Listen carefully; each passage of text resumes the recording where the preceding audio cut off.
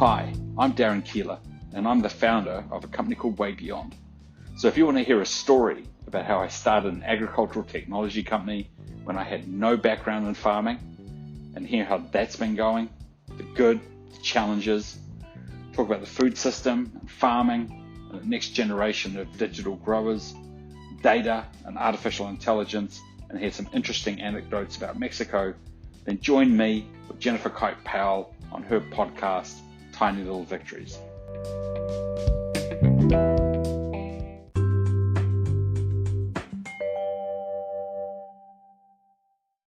Hey friends, welcome back to Tiny Little Victories. I'm your host, Jennifer Kite-Powell, and today I have a fascinating guest whose name is Darryn Keiller. He's the CEO of Way Beyond, based in New Zealand. Yeah, our first guest from New Zealand. I love that. First Kiwi. Darryn is going to tell us a lot of stories about, first of all, how he started Way Beyond, but more importantly, what is going on in the world of crops, growing crops, and especially one of the most biggest cash crops in the world, which is tomatoes. And we talk a lot about food security, what happened during the pandemic and how it showed the holes in our food supplies, which is a real thing. We also talk about tomatoes in Mexico and the cartel is a cartel story. And we're going to talk about the marriage of farm data with consumer consumption of food data. And so we can begin to get a picture of how we can be more sustainable. And number one, how we grow food. And number two, how grocery stores and other people sell food. I don't know about you, but if you go around to your grocery store or Whole Foods, sometimes there's like just tons of fruits and vegetables that are overripe and they just end up binning all of that. So, how come they can't buy better? And what's happening with the crop yields in tomatoes and vegetables around the world? You may not think about it, but we wouldn't be able to eat without farmers. So Darren's going to talk to us about all of these things that are happening in the world today. And I think you'll find it really interesting because I don't know about you, but I didn't know that McDonald's actually asks to have a tomato grown so it fits on their bun. Yeah, there's a lot of things that go on out there that you may not even think about. Even potatoes, onions, for example, to have them grown so that they can fit into their machines. I mean, seems kind of backwards, right? Like, why wouldn't we just like have build the machine around the natural growth of a potato or an onion or a tomato? But we don't. And that is an interesting topic that we talk about on this podcast. So stay tuned for this next episode with Darryn Keiller.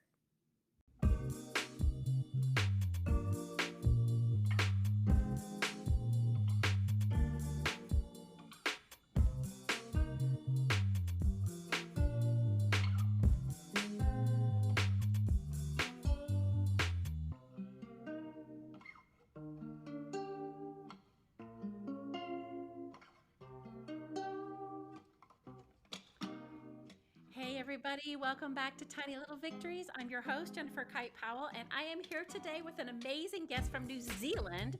We've never had anyone here from New Zealand, so welcome to the show, Darryn Keiller. Hey, Jennifer. Thank you so much for the invitation.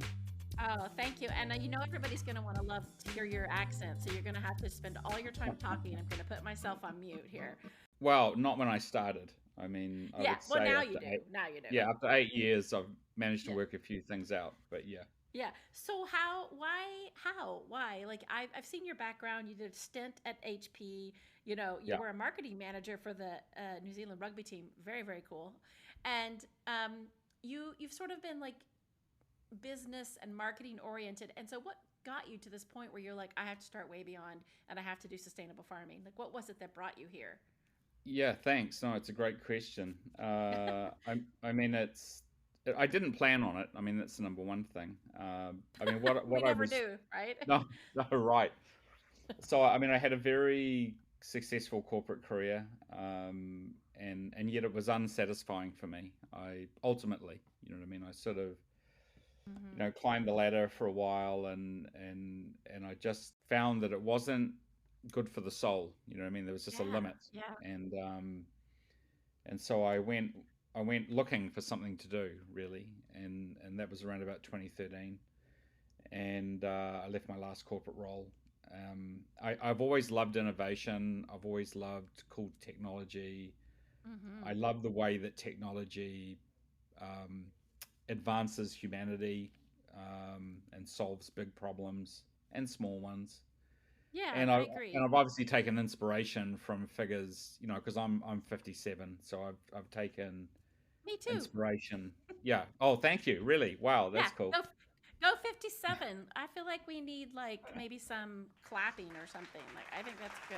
That's really That's very good. cool. So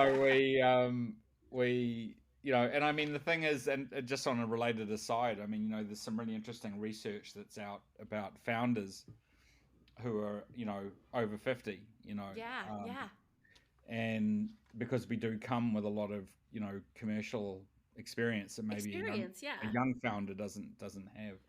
No, totally. And Um, I agree with you because the last guest on the show was a CEO around the same age, and his name is Anka Schulte Terhorst. And he had done a lot, what you had done, like corporate stuff. He dove into like projects in Ghana, and he just was finding it wasn't satisfying his soul. And he ends up now starting a new sustainable internet service provider in the Netherlands. And we talked about this very same thing where you're finding that experience, business experience. I mean, you've got a right. master's in business.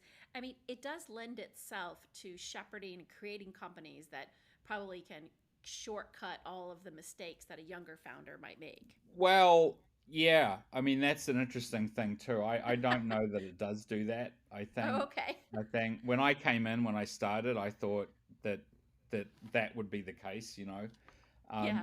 and I think as the company's kind of got to the stage where it is now, then yeah, a lot of my commercial skills become very, very useful. But I think when you're in Mm-hmm. that very kind of first part of actually conceptualizing what you're going to do and then figuring out how to do it and what are you going to need to achieve it, it's actually a very organic process Yeah. and not like a corporate environment at all. So I think Yeah. actually I kind of had to relearn actually Ah, about doing something from scratch.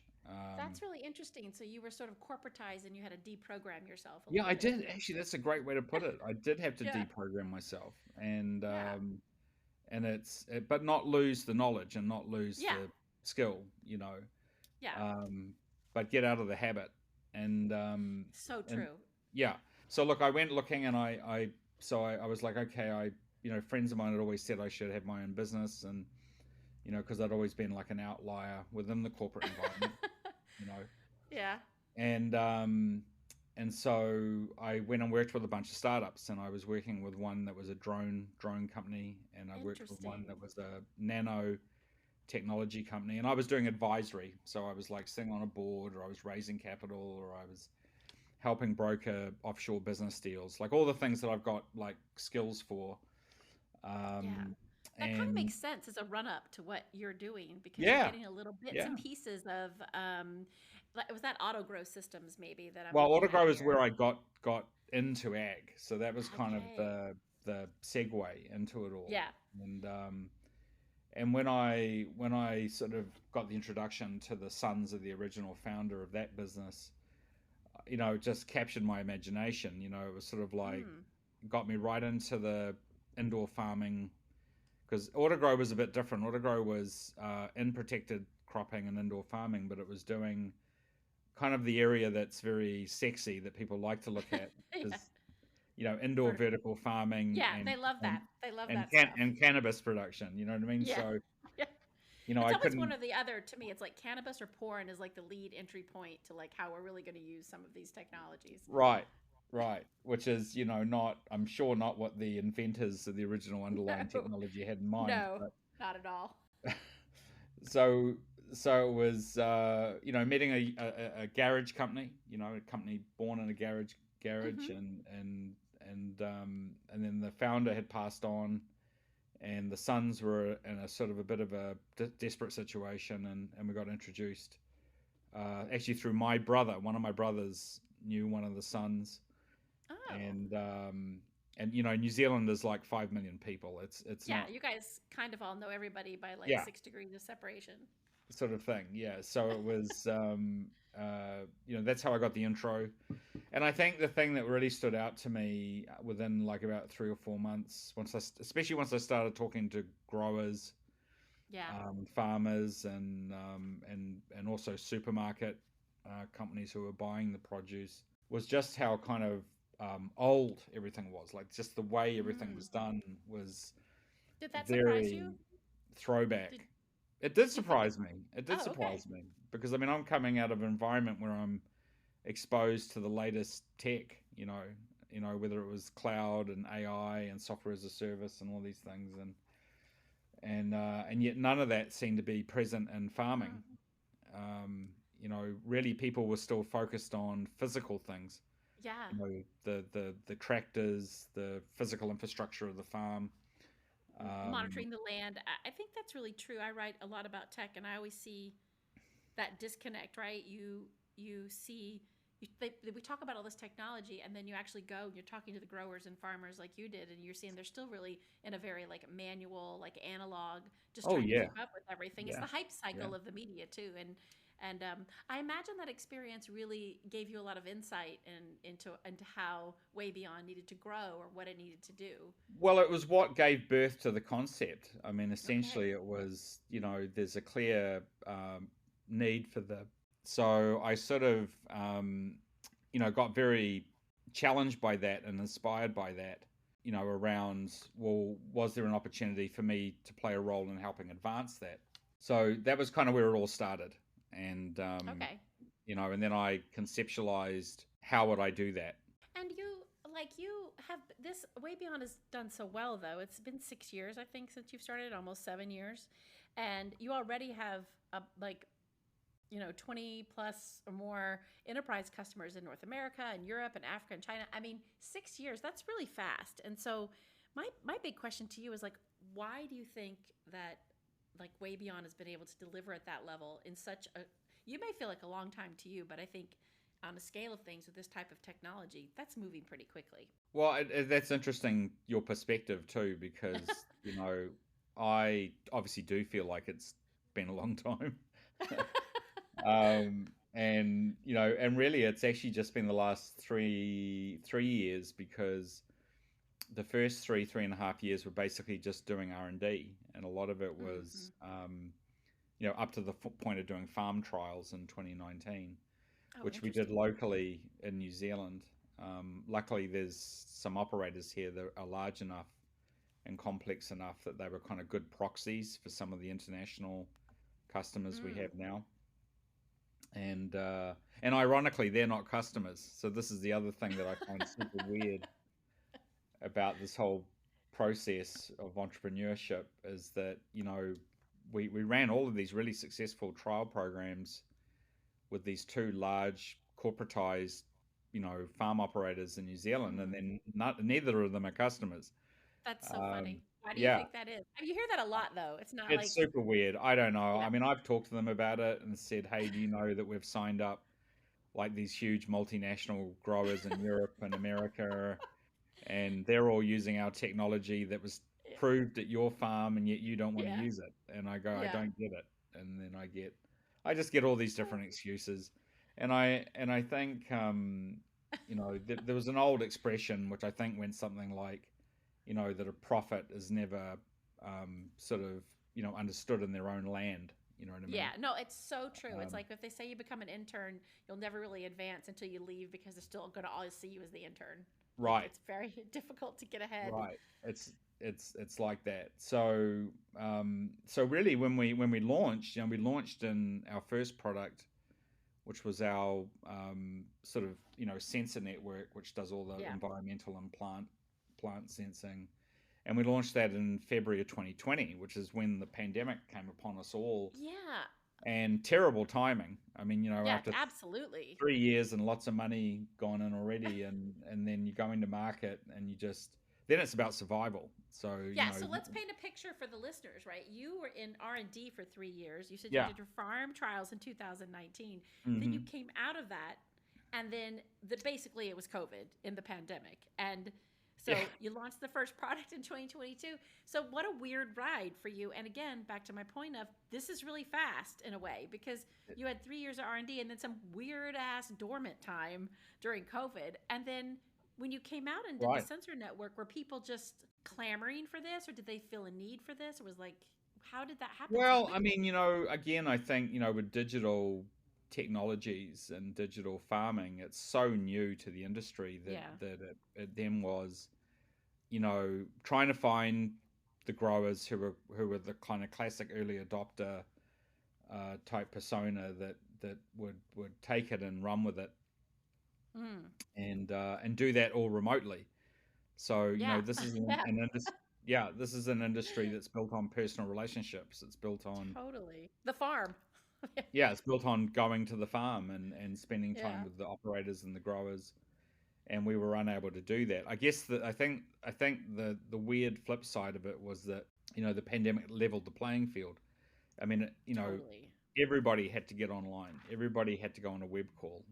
Whether it was someone who's a buyer or someone who's a seller, That's a and really good it also point. meant that some of the advantages that people who at the time could be argued to be our competitors at that early stage, they were physically closer to where the customers were, but Mm. suddenly that didn't matter anymore because they Yeah. couldn't leave their homes. I love that. All level the playing field and your advantage. And what you had mentioned that there were some early adopters. Were those, I'm just guessing, were those early adopters in Europe or in Africa They or were maybe in North they were in America? one in Australia, Okay. one in Europe, and one in the US, and that was kind of where we initially started. Interesting. Oh, Um, really? and yeah, yeah, yeah, and I mean, and then we released our actually what really drove that was the release of our second product, which was our AI based yield prediction for tomatoes. So that brings the Yes. tomatoes and Yeah. Here comes the tomatoes into the here story. comes the Uh, tomatoes. So basically that was the funny thing was, is that when I did my first investor pitch, which was in January of 2016 at an angel event, it literally is a photo of me in my suit standing on the stage holding a bunch of tomatoes in my hand. I love it. I Um, absolutely love it because I'm so fascinated by this tomato story. Can I just talk for a minute about how massive the tomato crop is out there around the world? I sure. mean, I, let's talk about how massive this tomato crop is because I did a little research and I found that China is the number one producer of tomatoes. That's probably true. Yeah, I mean, I That would. surprises me. It does surprise me also. I mean, I know that they, tomatoes tradition. Well, tomatoes came from Mexico, so actually the origin point of tomatoes as a fruit. Well, we call Yeah, it a exactly. vegetable, but it's actually a Yeah, fruit. but there's definitely a fruit. And Mexico's number 9 on the list of the top countries that grow tomatoes. It's Right. China, India, Turkey, US, Egypt, Italy, Iran, Spain, Mexico, and Brazil. Yeah. All surprise me. Yeah. And the majority of that volume is actually grown in open field. So it's an Oh, ingredient product. did not know that. Whereas Okay. if you're a consumer going to a supermarket and you're buying fresh tomatoes, there's really Yeah. only two places those come from. They'll either come Uh, from a glass house, a hot house as it used to be yes. called, Okay. Yep. or it'll come from an organic farm. Because that's kind Interesting. of, again, that's been really dictated by partly the evolution of farming systems being, greenhouses, glass houses, Mm-hmm. and also which means you can grow all year round, Yep. and also the emergence of organics, and so when Yeah. that organics movement, sprung up, maybe 30, 40 years ago now, fresh produce was a big part of that. And so if you want like the heritage tomatoes, with all Yeah. the different color spectrums Yeah. The and heirloom tomatoes. Yeah. yeah, and the taste profiles and all Yeah. that stuff, then that's the organics. So are those are so you're saying there's like two different like ways to having tomatoes. If I'm eating a can of soup or like boxed soup or something Yeah, that has a like canned tomatoes, yeah, those are grown in the soil where yeah, fresh tomatoes are grown in a hothouse or a glass house or they're correct. organically grown. Generally Fascinating. speaking, yes, that's Okay, right. generally speaking. Yeah. And what is happening with the tomato crop in terms of like what is the with your AI product that you've come out with? What hmm what it was so necessary that these tomato crop yields needed artificial intelligence to make bigger crop yields or what was going on there? Yeah, I mean, the reason why we chose that was because that particular crop is that it's so dominant. So when you look at Hmm, total production, tomatoes make up about 40% of what is produced. And really? yeah, yeah, yeah. And if you talk to the seed companies like Bayer, BASF, Syngenta, Yeah. to their vegetable seed division, the tomato is the cash cow. I mean, basically, that's the highest volume seeds they do. It's what generates most of the money, and it's what generates most of the profit. Wow. So it's the dominating, fruit or vegetable that's produced. And there are so many varieties. I mean, I think this is the other thing that when you're a Yeah. consumer, unless you're like a home chef and you're thinking about Yeah. these things all the time, Yeah.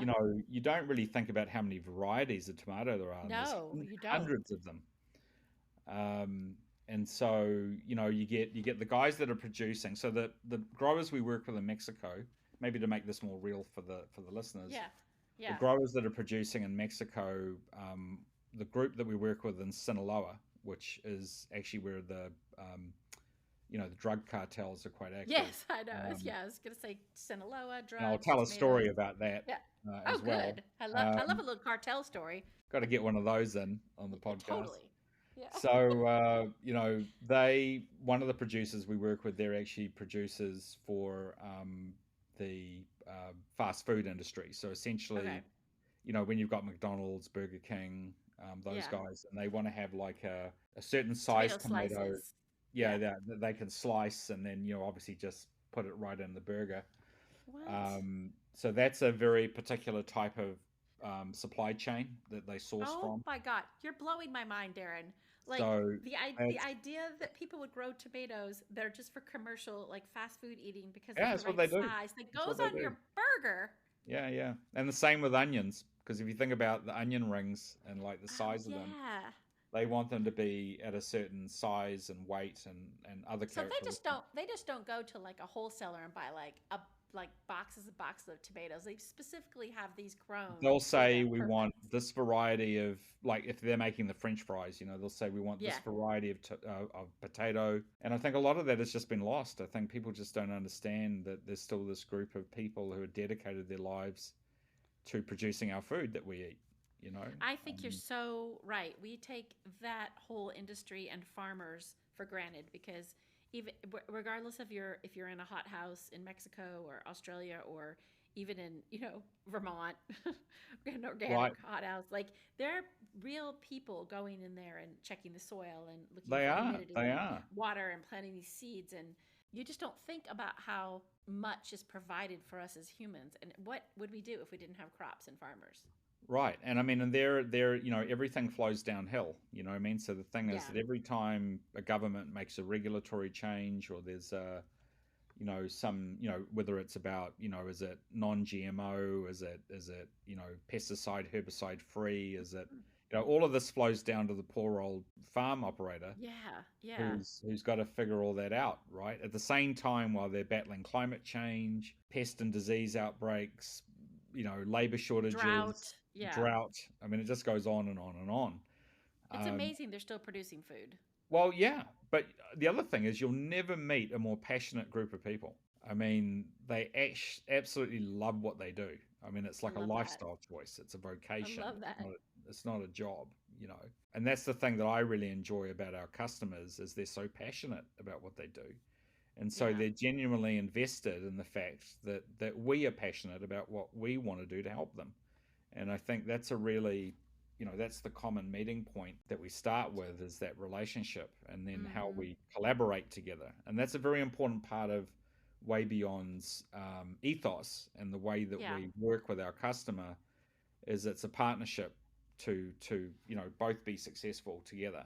And I Yeah, think, you can see that. You can feel that through the even just for the website. I mean, I know it's a corporate website, but you do feel this sort of labor of love from you and from the website about really creating this ecosystem that supports each other. And I yeah, would imagine that, these farmers, like you said, they're dealing with so much, everything rolls downhill. And then to be sort of accosted with yet you need to digitize, right? You could use this yeah. technology to, like, oh, you can buy an autonomous tractor. I mean, I would imagine this is just yet another level of difficulty for them. And I Well, think it's that another thing they have to think about when they're already yeah, thinking about so many things. And then, yeah, and that's where we're constantly learning about how do we best communicate with them? How do we best, sort of present the opportunity as a way of helping them and make it easy for them. So we spend a lot of time trying to make it easier. And I mean, that's something we learn with every engagement.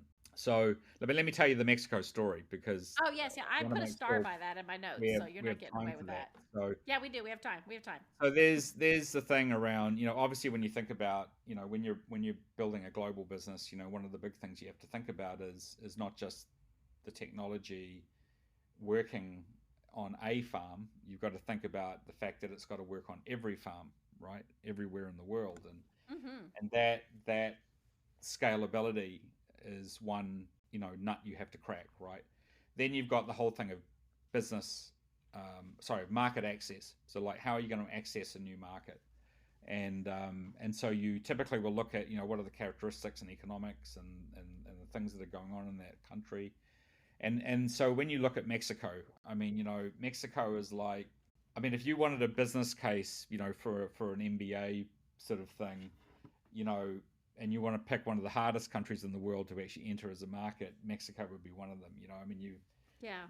you've got a highly political environment. I mean, if you think the US is political, Yeah. um, Oh my gosh. Yeah. and you've got a high degree of corruption, right? So you've got this Mm-hmm. very challenging, geopolitical type thing going on.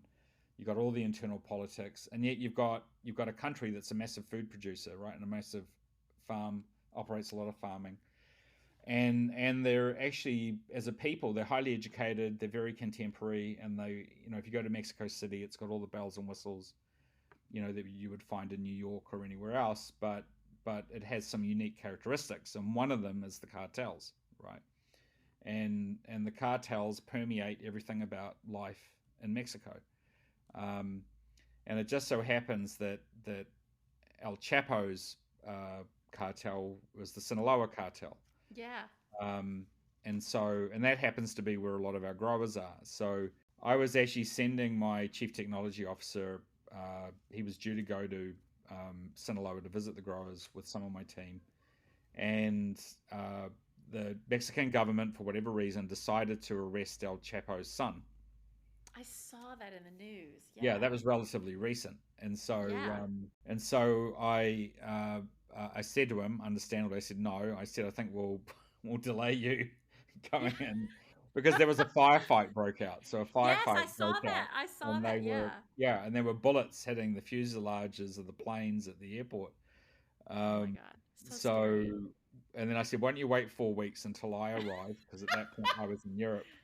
And I said, and hopefully things will have died down a bit, and we can go together. So he and my two local team, who are both Mexican people, they were Yeah. with me. And so we flew to we did this trip all around Mexico, but we flew into Sinaloa, and like literally, and I can't say that there wasn't a little bit of nervousness or Oh trepidation my on my gosh. part, Absolutely. I would because think there would be. there was, and one of the team actually lives in Sinaloa State, so he knows and understands how it all works. And so but as soon as you're like literally like about 5 minutes out from the airport, you see the first of those. If you've ever watched like the movies or the TV shows that kind of like dramatize the cartel Yes. uh, Yes. thing, All their cars coming in like in a yeah, row, right. like So you 20 normally see Cadillac like the Escalade. big the big 4x4 that's got Yeah. the Toyota 4Runner. M50 machine gun like Yeah. sitting on the back, and so like we saw those within 5 minutes of leaving the airport. I mean, and they were Oh my just God. everywhere. And when we would go through roadblocks, like there were Oh my crossroads that God. had been blocked off by the military and the police, and the point that one of my team made to me, the guy who lives locally, is that you don't want to be at these stops for too long, because if they find a bad guy, often a firefight breaks out, and then obviously innocent people get caught in the crossfire. So he was sort of saying we really want to get through this really really quickly. And Oh so my we were God. That going is through that. all for these tomatoes. Like Yeah, and that was I all to get to the farm. So we get to the farm, and the farms are they're about between 150 hectares to 450 hectares. So that's, to put that for the listener, that's a yeah. hectare is basically a football field. So if you go to Yeah. an NFL game, that's basically a hectare, but it's under a net, what's called a net house. It's under netting. Yeah. Okay, a net Um, house. Yeah, I've and seen they're them big. operating between 150 football fields to 450 football fields of tomato Unbelievable. production. So these are massive farms that you Yeah. can only cross them in 4x4s. You can't cross them by Oh foot. my God. Are those the Um, soil tomatoes or are yeah, those they're soil, but they're okay. grown Okay. under cover. Under nets. Okay. Under nets, yeah, and so they're actually the standard of the build is pretty impressive, to be honest, Mm. I and really really want to see again a really picture of lovely that. people. So we're at this one farm, and this we've just come out of the greenhouse, and we've been talking about our technology and the plants and how is it all going, and then this what looks like a 1980s, this big 1980s Datsun sedan Yeah. rolls in, and out of it steps this guy who must be like 85 years old, wearing like a Mexican cowboy hat, and Tomato um, Godfather. and then he is, yeah, and that's who he is. And then my guy says, "Oh my God," he said, "that's the owner." And I said, Whoa. "Well," and I said, "Why the oh my God reaction?" He said, "Oh, because he never comes to the farm, you know." Wow. I love And it that. turns out he'd come to see me because I was the CEO and I was visiting his farm. And in Mexican society, hierarchy and positional things are very important. Yeah. Yeah. And so culturally, and he couldn't speak any English, and Yeah. You had to have a so translator. yeah, the guys, my team translated for me, and it was a very What brief did conversation, shook I hands. love that. Did he ask you any questions or Oh, what he was just his said, how was the trip going? And I said, no, it's great, and your team are really wonderful people. So I said lots yeah. of nice things about his team, and That's hard. then but I was talking to my one of my guys, and I said, "Oh, who's the other guy?" There was another guy loitering around the thing, and he went, "Oh, that's his driver," and he said, "But he's also his bodyguard." And I I was said, gonna say "Really?" there has to be a bodyguard in And here he said, somewhere. and I said, "Is he armed?" And he went, "Oh yeah, he'll be armed." And then he said, "You do realize that the car is bulletproof, right?" Oh my God. He A said, "Is Datsun. it?" Oh my God. He said, "Oh yeah." He said, so I went up and I had a look at it, and sure enough, the glass was plate. And I was like, "Oh, That's fascinating. That is So, and fascinating. I But said, of "Is this course it quite makes common?" sense. And he said, "Yeah, oh yeah." He said, "Most of the owners of the farms have got bulletproof vehicles, so That and is have bodyguards fascinating. and all of that." Yeah, there was a guy. I'll just mention one other thing because I could talk about No, Mexico you all no, day long. I love these And, stories. These are great. These are and exactly what I was hoping so for. we went and visited this other guy, another CEO, and he I obviously can't mention the name of the farm, can't mention the guy because that wouldn't be right. That's okay. And but he's very wealthy and he operates all these different businesses, of which the farming is just one of them. And you got to kind of appreciate the landscape. It's a very dry, brown, um, kind of barren sort of region, right? Mm-hmm. And within Mm-hmm. which these net house farms operate, and um, and in the middle of this, right, we're driving up the road to thing. There is this state of the art, architecturally designed building, like just sitting in the middle of nowhere, right? And so we get in, and you go in, and there's this high vaulted ceiling, and there's this beautiful artwork installation, and it's like, wow, this My guy's got God. serious coin, right? Yeah, And yeah. then all the doors are controlled by facial recognition systems. I, Stop I this kid you not. story. This thing was like just the contrast between this Yeah, high yeah, tech, it's yeah, and face recognition. Am I Mission Impossible versus the I've been to that area. It's very brown. It's very yeah, like and then right, these tents over covering these tomatoes and then facial recognition. yeah, yeah. So this guy is seriously wealthy. You know what I Yeah. mean? And so we have the meeting with him, and when he comes in, he's actually really, really, he's this tall, rugged, aggressive Wow. guy. Yeah, and he really ripped into me and just was like, so what are you going to do for me? You come all the way Wow. here. I mean, it wasn't like anything polite about it at all. Yeah, yeah, yeah, yeah. Was anything polite? And so I decided to respond in kind. And my team were watching this, and they're all going, "Oh my God, what are we going to do? What's Yeah. Darren going to say?" That's when you really got to read the room, right, Darren? Yeah, Like you you have to gotta. read the room, and Yes, this is where a bit of I'm going to say it, but a bit of maturity and a bit I of like it. I'm with there's a you. bit of being able to read the room and judge Gravitas. Can we call personality. it gravitas? And yeah, and so I responded in kind, and I Yeah. just spoke to him very confidently, Yeah. strongly, Yeah. called him out on a couple of things, and he went, "Okay, good, He okay, let's have a respected it. He conversation." respected You know, it. he Yeah. respected it, yeah. Yeah. But afterwards, when we were leaving, and so we talked for about another half an hour, and then we left, and I said to the guys, I said, "Is it just me, or does this guy come across like the Godfather? Like that his stuff is like the Godfather?" He kind of had that whole demeanor about him, Yeah. right? Yeah. And when you put it in the context of his apparent wealth, display of wealth, and all these things, so and I think this is one of the great contrasts, that you got what is Yeah. a country with a lot of people who are very heavily impoverished, right? And you've Mm-hmm. got Mm-hmm. growers who go to great lengths to provide good income, good wages for their workers, Mm-hmm. but you also have some incredibly wealthy people who are very powerful players in the ecosystem. And so if you're going to operate as a company providing products and services into that market, you've got to Mm-hmm. be able to span. If you're an ag, you've got to be able to Yeah. span between the laborer Yeah. who's pruning the vine, all the way up to the godfather With the who, facial who recognition access chamber. yeah, who Yeah. ons it all. And I But think that's a very important part of being successful in mm, a complex market. you know it's so interesting that you paint this picture because you're absolutely right. You've got two ends to this market. You've like you see the person in the soil trimming the worker, and then in this case you've got somebody that's protecting his income because, like you said, tomatoes are a cash crop coming out of Mexico. So it would make sense that this person would be modern and would want the technology and would protect his investment with facial recognition.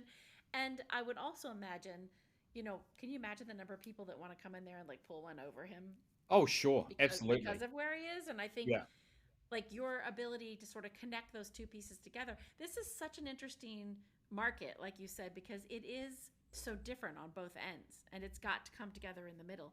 I have two more questions for you if you sure. have time. Hmm. Um, how do you think this tech is going to change the game for farmers? Farmers in the long run, maybe not the person in the soil, but the person that owns the farm. Is this something that you're hoping to see will change? How they manage their farm, or how it helps maybe move us towards more sustainability in terms of how we're farming? What do you think is the big? Yeah, great questions. I mean, 100%. I mean, my goal is transformation, and it always has been. Okay. It's never been about simply introducing, new tools. Yeah. Obviously Yeah. there are new tools. That's part of what we Yeah. do. But that's the enabler, right? It's really Yeah. around, and this is what I talk a lot about to customers and to strategics, because we work with Yeah. some of the big seed companies too, and that's often the conversation with those guys is that they've got to look at this more as changing the farm practices themselves, right? So Mm. and we all see this. I mean, if you think about even just the daily things we do and how different, the mobile phone, the smartphone, mobile apps have changed the way we do everything. It changes the way we Everything. bank, it Everything. changes the way we shop, it changes the way, and you've got to kind of think about that in the context of farming, that introducing new devices and software means you have to change the way you do what you do. And I think this Mm-hmm. is the thing that the farmers are really um, grasping around is like, okay, can you help me with that? It's almost like, look, we Yeah. love the technology, we Yeah. love what it does Yeah. for us, but Yeah. actually the real challenge is how do we change what we do as a result of now having these tools? But Um, behavior is the hardest thing to change, I yeah, think. so that's actually what we're doing, and so we've done a couple of things to reflect that. One is we've just established a new function in our business, which is one that's actually used in other industries, and it's called customer success. So it's having a Okay. customer success function whose role really is to maximize the customer user experience, but it's also to take them on the journey. Mm-hmm. And so part of that is having a really strong educational component to what we I do. love And, that. I and love so that. we recently sent our senior scientist, plant scientist, along with one of our seed company partners, one of their senior scientists, and they just went and spent a whole bunch of time in Mexico with our growers, actually helping them understand how to interpret the data that is coming from our Farm Road platform. That was my other question, if we Yeah. had got time for it, was to get Hmm. into like how are these guys understanding data? And I'm just putting like a little pin in this other question now that you're still talking. But this Yeah. seed, I mean, how are you working with seed companies? Because they're just making the seed for these farmers to grow. So why would they Right. be interested in what would they be using from Way Beyond? Right. Because I Well, never, interestingly, they're using everything that we do. And oh, just okay. and just to sort of, maybe summarize what that is. I mean, we've come a long way in 3 years on the technology product side as well. So what we have now is like a pretty comprehensive suite of products and services that essentially run and optimize everything from seed to harvest. So basically, everything to do with production, we can now materialize as in data models and as sort of um, prescriptive outcomes. So we can basically Okay. analyze what's happening around pest and disease and Okay. So climate and let's take an yeah. example. So say Hmm. a grower buys seeds from a seed company, right? Yeah.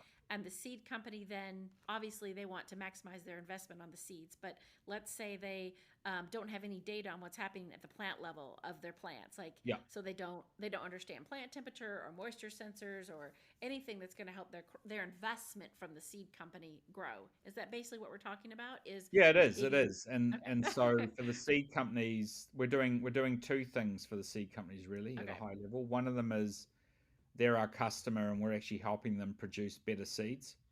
got it. Okay. And so we're using all the same technology stack, but in a much more sophisticated way with Fascinating. them. And so with them, they're interested in the seed, not the fruit.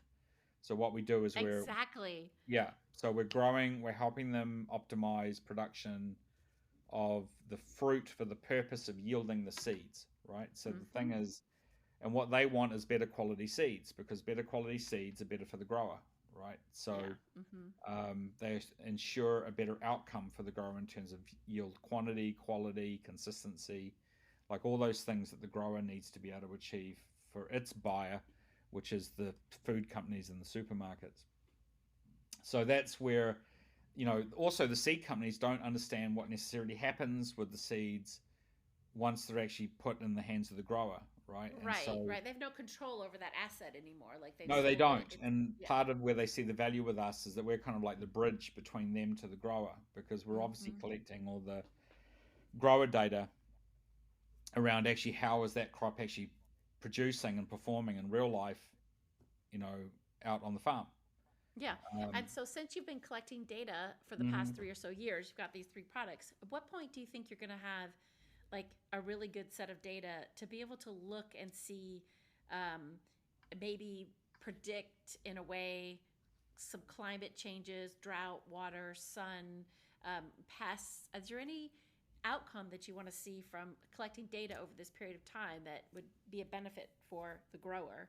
Yeah, absolutely. I mean, in the immediate now, there's already things that we can provide them that help with predictive elements of what they're doing. Mm-hmm. Whether it's around early detection of outbreaks and then being able to take preventative actions. Mm-hmm. That's a today thing that we do. The future stuff is kind of going to be really interesting at a kind of country, geo level, because ultimately, when we've amassed enough data around, crops, crop performance, environmental factors, water usage, all those things, we're going to be able to say, well, this is what performs better in different environments. In other words, matching genetics to environment at a Mm. country level. Being Yeah. able to um, utilize data to say, well, like best practice is actually to do it this way because that Mm. optimizes resource usage, right? So then you can start getting into really clever things around, you're able to basically do benchmarking to keep it Yeah. Yeah. simple. Yeah. Um, so Which there's makes and sense. honestly, there's endless possibilities. The other one that's really interesting in the long run is also on about the usefulness of the data for the buyers, because the thing is that the buyers don't have direct visibility to what's happening with production output on the farms. What But do you what mean if by a they? buyer? Who's the So I buyer? mean, I mean a supermarket like a Oh, the Walmart, supermarket. Okay. yeah, like a Walmart or a Whole Foods or McDonald's or Whole Foods, yeah. like McDonald's, right? anybody. They're buying tomatoes. Yes. Right. Well, they do. I mean, the interesting thing Yeah. about McDonald's sourcing model which you probably know this, but they source everything direct. So what they do is if they want, Angus beef for their patty burgers, for the patties for the Yeah. burgers, they go and Yeah. contract directly to growers, to farmers, to get that particular quality of beef. Similarly, That they go is, to, yeah, hmm go ahead. No, no, that's fascinating because I lived in France for over a couple decades, and I never a big fan of fast food, but every now and then I would like maybe a McDonald's burger and some fries. I got hands down, it's 200% better than going here in America to get a burger. It's Oh yeah, because I was reading about the farmers. They go, and there's also a lot of protests. The French love to like dump milk in the street when they're angry, yeah, but it was this guy was explaining it to me that it's because it's all locally sourced. So potatoes are from Bretagne, I mean, they are very potatoy.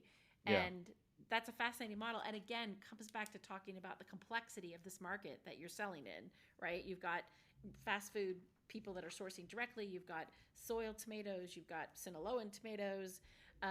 What are you hoping this will do for the environment and sustainability in the long run? I mean, obviously we're sort of coming at a tipping point here, and will this change things? Will it I help? think everybody's relying on imports, right? I Yeah, mean, it really highlighted how broken the system is it, in a it did, way. it did, it did. It also showed you kind of like the flip side of globalism, right? And I'm Yeah. not Oh, saying that yes. I'm Yes. not taking a political position and saying that. I'm just sort You're of just saying, saying it. we've created this really complex web Yeah, we have. of relationships, which has worked pretty well for Yeah, I mean, 30 I've years.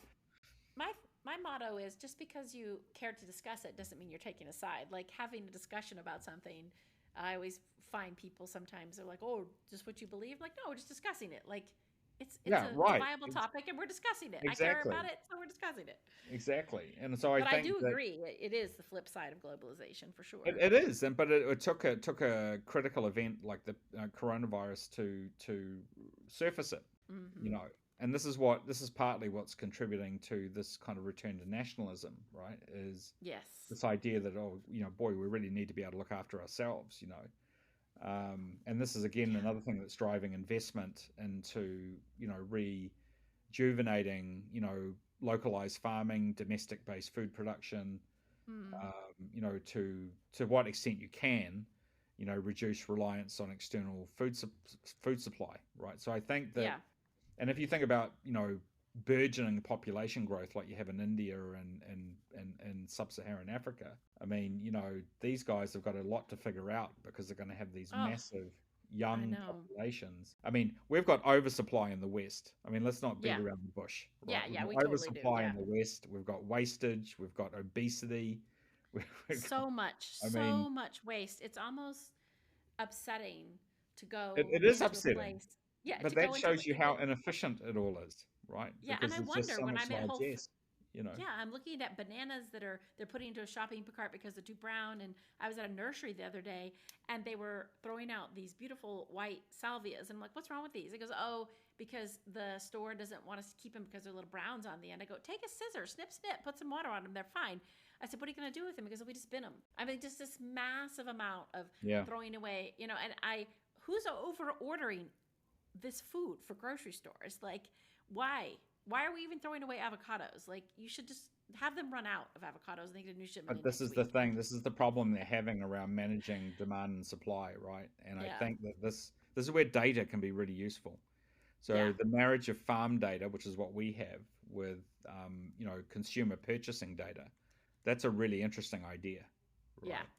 I would love So people to be using that because it stresses me out when I go to the well, store look, and I I mean, and see. that's going to optimize. That's going to optimize, consumption levels, and it's going to optimize, therefore, production levels, and it's going to reduce wastage. So when you do start kind of coming back to the topic around, sustainability, that's where that starts to come in, right? Hmm. Because it's not just about on-farm, sustainability, which is more to do Yeah. actually with environmental management rather than sustainability per se. It's really actually the food system itself that's the part that needs to be Yeah. sustainable. And so I think that that's where the greater opportunity is that, can we get a lot smarter? Well, I think we can get a lot smarter with data, Yeah, I right? agree. Data is part of the answer and about how we understand what's really going on, and then how we try to balance the system, if I can use that expression. You can. So I think there's some really exciting things ahead, and I certainly Way Beyond is going to play a role in that. Well, I'm excited to see your role in that, because I think, again, you may feel like it's a long time, but if you really strip it down, it hasn't been that long to your march to what you've been able to successfully do in these 5, 6, 7, 8, 9 countries. And this is fantastic. And I guess my last question is this: there is a maybe it's a fun question, but I think there's a Global Tomato Congress in Rotterdam in May. Oh yeah. Yeah, there is. Yeah. So, I mean, I'm fascinated by this. I was going to mention at the beginning, but so you guys are a silver sponsor, I see. But what Correct. is going on at a tomato congress? What's happening there? I must Yeah, well, know. I mean, like I said, tomatoes are, the number one crop. It's like corn is for row crops. It's the dominating crop, and and this is actually only the second year of this Congress. Okay. It's the organization that runs it is FruitNet, who oversee kind of more broadly the whole fruit and vegetable thing. But tomatoes is such a big category; it's kind of now got its own. I love it. Place. A tomato congress. I'm just fascinated by it. I know, right? It's not something that you would ever think would exist, but there it is. No, and I'm going to follow along with it now because I'm so interested. And I also lived in Amsterdam for a long time, and I do think the Dutch are very savvy about growing fruits and vegetables and the very small space that they have to grow them. So when I saw it was in Rotterdam, I'm like, oh yeah, that makes sense. The Dutch, they're very crafty. Yeah, the challenge they are, and they've certainly been the dominating players in this whole controlled environment farming gig. Yeah. I think what's the challenge for them, and it is a really big one, is what's happened with the energy crisis. Oh yeah. In Northern Europe, and the impact of the war. Things we don't think about over here. Yeah, no, exactly. And like it's really impacted them hard. So they are actually now looking at setting up farms in other countries. And that's part of the agenda for the Congress. Because they're now having trouble actually producing profitably using the high-tech glass houses because the energy costs all the energy are so high. Yeah. The heating, the lighting. Everything is connected. Everything is connected. And when people say that a war in Ukraine doesn't affect anything, it does. It affects everything. The food chain, the food supply, people, shifts in populations. It's so amazing how interconnected everything is and how blasé we can be about it sometimes. And we have to change that. We do. Yeah. Okay, well, I'm looking forward to keeping up with you on social media and seeing what's happening at this Tomato Congress. I would love to see some of the topics, and I am so grateful for the time. I know you're busy, you're jet setting all over the place, and if you ever come to Dallas, Texas, a tomato cocktail is on me. Sure. Sounds great. I hope there's some vodka Darryn. with that. Of course, naturally. There will always be vodka with something. Well, thank you so much. Thanks, Jennifer. Appreciate it. Thank you for listening to this episode of Tiny Little Victories with Darryn Keiller, CEO of Way Beyond. If you like this episode and all the good work that Darryn's doing with growers and farmers, helping to help them run their business better, grow crops better, it would be great if you would just share this episode with a friend, pass it on to somebody else, maybe post it on your social channel. We would love it. As always, you can listen to every single episode of Tiny Little Victories on our website, www.tinylittlevictoriespodcast.com, or wherever you get your podcasts on. We're on Spotify, Apple Podcasts, Amazon Music, Google Podcasts. We're all over the place. So if you love this podcast, please share it. I think it's important that everybody is aware of what's going on in the world with how our food is grown because we're all still eating. Okay? So I will see you next week on Tiny Little Victories.